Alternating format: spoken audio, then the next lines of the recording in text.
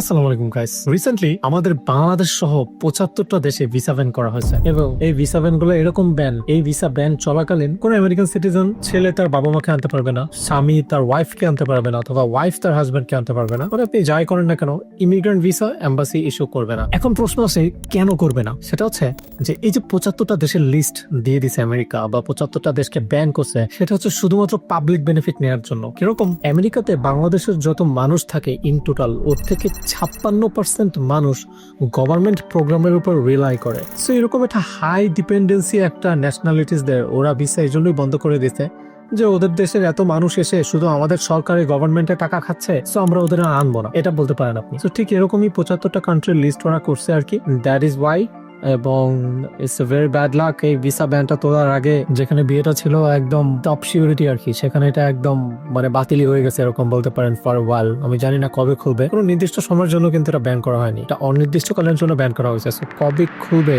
Nobody nose about that. So এটু guys, Bangladesh থেকে যারা ইমিগ্রেন্ট ভিসা হচ্ছে ইয়ে করতে চাচ্ছেন, সবাই হচ্ছে আল্লাহর কাছে দোয়া করেন। আর কি বলতাম বলে, ভালো থাকবেন সবাই, সুস্থ থাকবেন, টেক কেয়ার।